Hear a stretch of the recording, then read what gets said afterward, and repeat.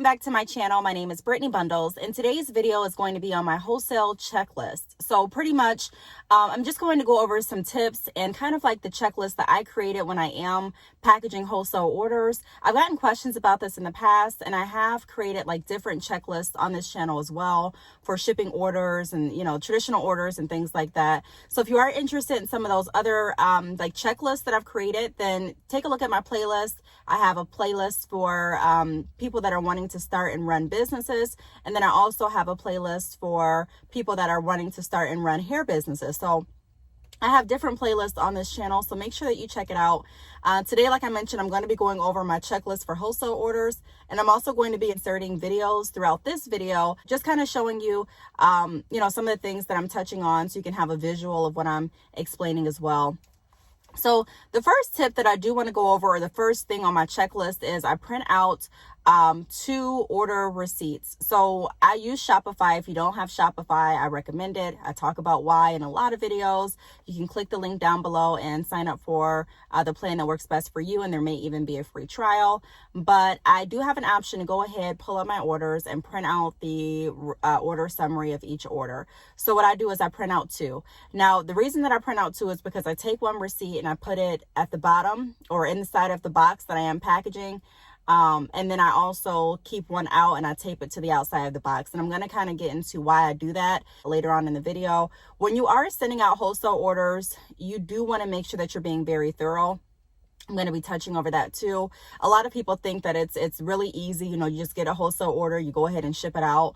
But I really am very careful in the way that I package wholesale orders. And I'm also very careful in the way that I, am processing wholesale orders, because I want to make sure that everything is neat and tacked, and I want to make sure that you are getting exactly what you ordered, because wholesale orders are bigger in bulk.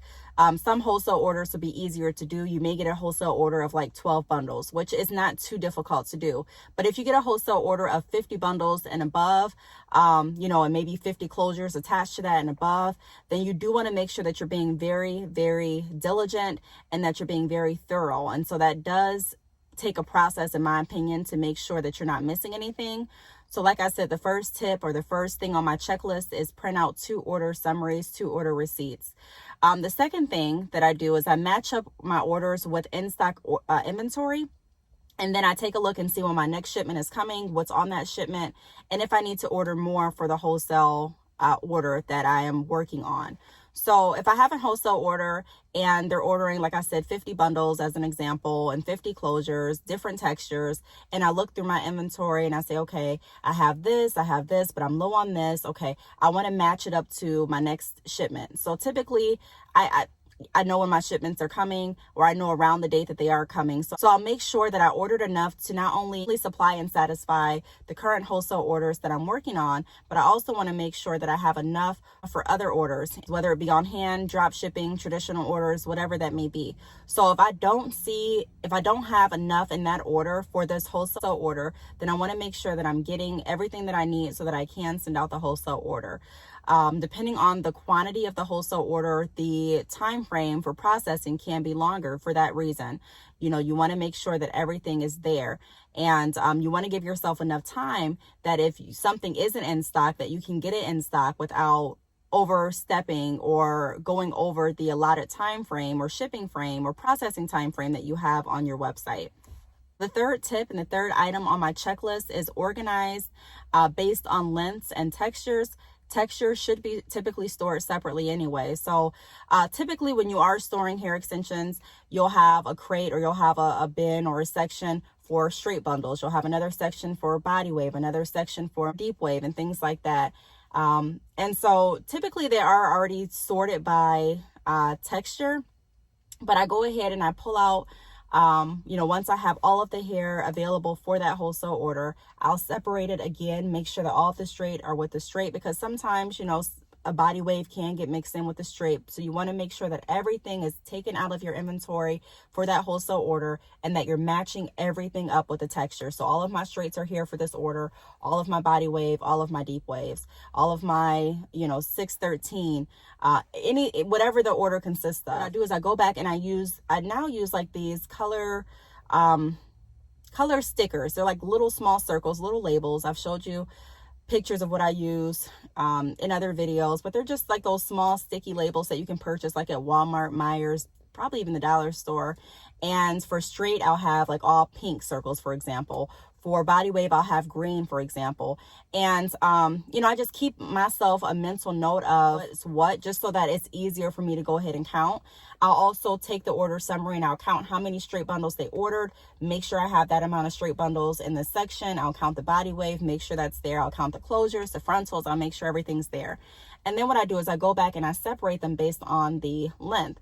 So when I'm putting those color coordinated sticker labels on the bundles or on the packages, I make sure that I put the length as well. So typically the length, you know, you may go ahead and write the length on your bundle wraps for your hair, or you may have like hair labels that show the length and the texture. But because wholesale, you're not wanting to have them, or I don't have my wholesale bundles labeled with my business information. I may put one business card or two business cards in my wholesale orders, but I don't just wrap them all in bad chick hair branding material, because it's not, you know, they're going to sell the hair under their company or salon name. You know what I mean? So it just doesn't make sense. It's going to save you labels and save you branding material, and it's also going to save them more work, instead of having to go back and take all of your labels off of the hair and taking all of your wraps off of the hair and all,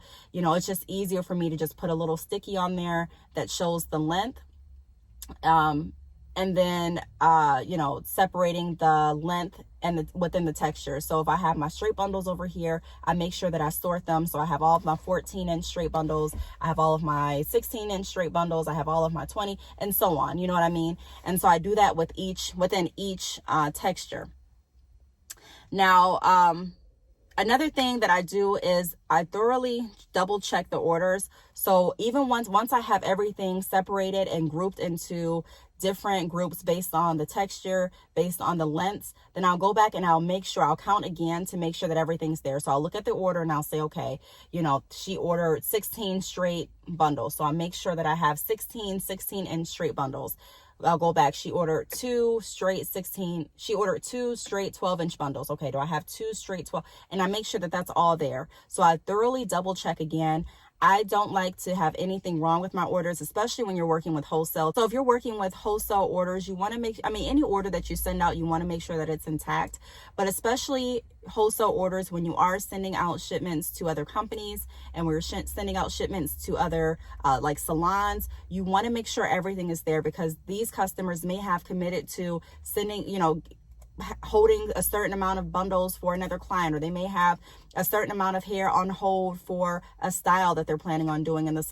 You never know, and you don't want to be the reason that someone has to reschedule their install date, or someone has to reschedule an order that they already pretty much solidified, because they're expecting to have everything that they ordered in that wholesale package. So you do want to make sure that you're constantly counting. And a lot of people get sloppy on this part, and they just kind of, you know, I count it once and throw everything together. But because we're human, you know, it's possible for you to make mistakes. So I would say the next thing on my list is to double check orders and make sure that none of your labels, your company labels, are included. So I go back through and I make sure none of bad chick hairs, bundle wraps are on these bundles, none of bad chick hairs, anything, nothing that I would send out in my typical orders.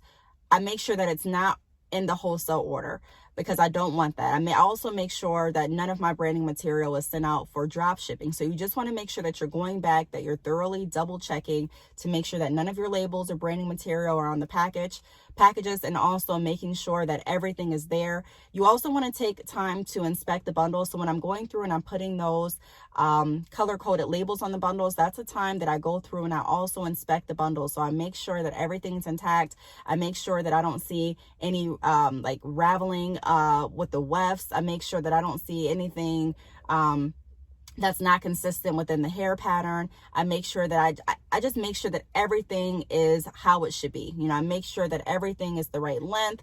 You know, you just want to make sure that everything is up to your standards. So you do your whole thorough check. You make sure that everything is up to your standard before you send it out.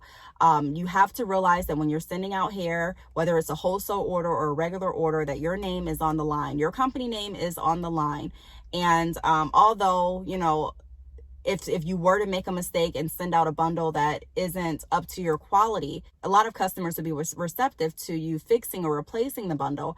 However, you do want to make sure that you are being very thorough and cautious with everything that you send out. So I don't just take my vendor's word every time I receive my hair. Every time I receive hair, I do my initial check, and then I put the hair up. And then when I send the hair out, I do another check. So I'm always checking the hair to make sure that I'm not missing anything. I'm always checking the hair to make sure that I'm sending out the right orders. And I'm always checking the hair to make sure that none of my branding material is left on the bundles. And also, like, if you're working in a salon, sometimes the person ordering the bundles, say the salon owner is ordering the bundles for their salon, they may not want their stylist to know who they're ordering hair from. It's so tricky when you're working in a wholesale business, because you have to be very cautious of the information that you're sending out, because a lot of people don't want other people to know who they're using for their vendor. It's also very difficult to get like client selfies or reviews, because a lot of people don't want you to know that they're getting hair from this source. And the reason is because it's a competitive market. There's a million hair companies, and a lot of people, like I said, just don't want that information out there. Now, some people don't care, but some people do. And so if you are going to offer wholesale extensions, then you want to make sure that you're honoring that, and that your first priority is to make sure that you're being that you're being very thorough, and that you're also respecting their wish to stay confidential. So like I said, some clients care, some clients don't, but just to make sure that I'm respecting everyone's wishes, I just make sure that I don't send out any branding material, and I make sure that that's an expectation that I do adhere to.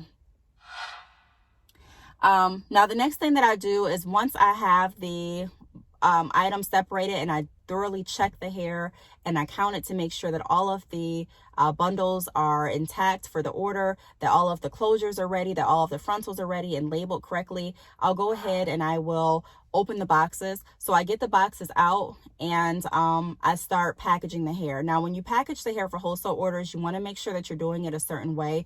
You don't want to put the deep wave or kinky curly or any of the wavy, any of the pretty much deep wave or kinky curly hair textures on the bottom. You just don't want to do that, because you are going to be, depending on how many bundles and frontals and closures you're sending, you don't want to alter the curl pattern of the deep wave and the kinky curly by having those on the bottom and having the weight and the pressure of the other bundles on top.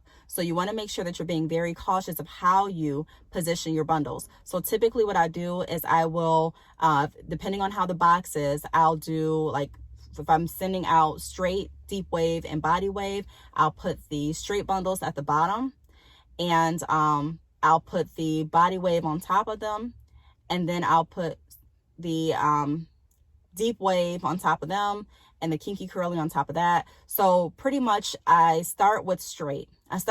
Just because straight typically, it's straight. So even if hair is weighing down on it, it's not going to too much alter the pattern. You may have to fold the bundles. So if you have a long bundle, you may have to fold it over, depending on the lengths that they ordered and depending on the size of the box. But I wouldn't fold them over too many times. And if I'm feeling like I have to fold too many bundles to fit it in the wholesale box, it's time for me to get another box, a bigger box. I see a lot of companies, when I'm watching different videos and when I'm watching different Instagram stories, folding the bundles a lot of times to pack them in.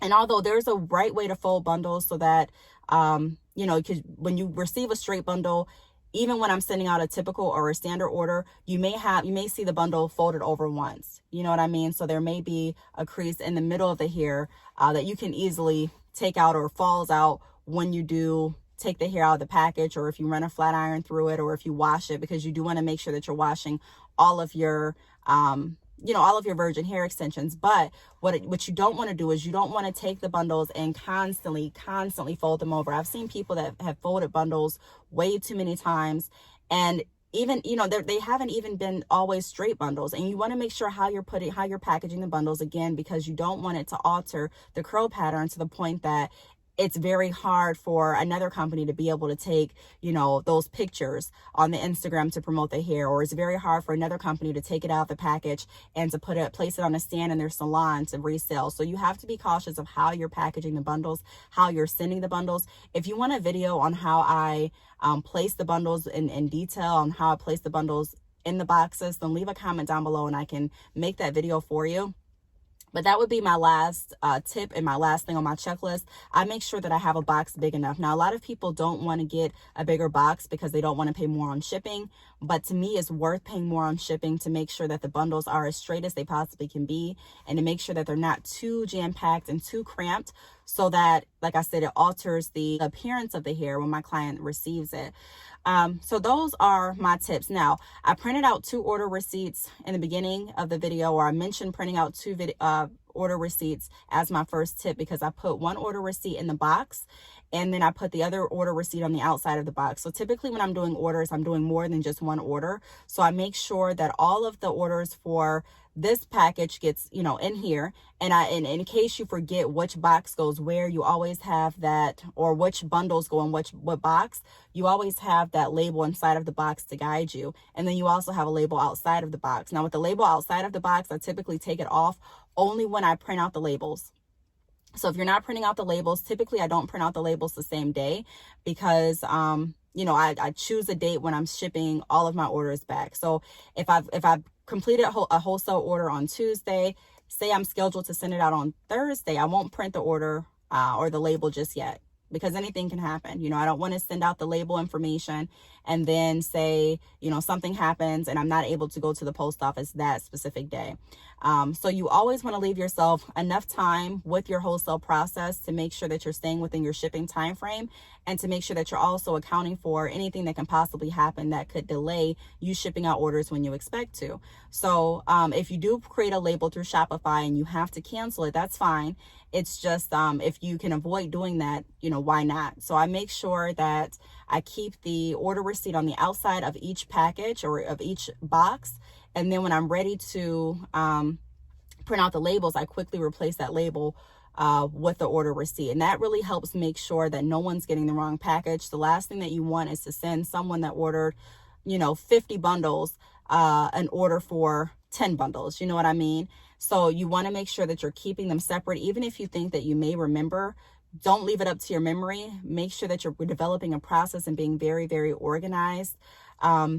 And so I decided to record this video while I wasn't doing the process, just because when I'm doing those processes, like I said, I'm very thorough with how I'm checking. I'm very thorough with double counting the orders and double checking the orders. And an order with 10 bundles is going to be a lot less. It's going to be easier than packaging an order for, you know, 50 or 100 or, you know, 200 bundles of different textures and lengths. And so when I'm doing that, I'm really in go mode, and I'm really in, you know, I'm really being thorough, and I'm making sure that I didn't miss anything, like I've been mentioning the whole video. And so I hope that this really helped. That's my checklist. So that's my checklist. Those are the things that I kind of go through to make sure that everything's intact. Pretty much it's double checking the orders, thoroughly checking to make sure that everything is right with a certain order, making sure that none of your branding material is on the order, making sure that you have big enough boxes to ship the order, and that you're not folding the bundles too many times to cause the curl pattern to be different or damaged. And then what else do I want to mention? You also want to make sure that you're printing those order summaries. I mean, that helps me just to make sure that I'm on the right order, that everyone, you know, gets what they ordered, and that I'm sending out the right packages to the right client. And also you can organize a pickup, or you can organize or schedule a date to take the boxes to the post office or UPS or FedEx, whatever carrier you're using. Some carriers do have options where they'll come and they'll pick the boxes up for you. So if you can't lift a box, or if you don't have anyone to help you lift boxes, you can look into some, you know, pickup options from the carrier. So those are my tips. That's my checklist. I really hope that it helped. If you have any questions, feel free to leave them down below. Thank you so much for watching, and I will see you all in my next video. Bye.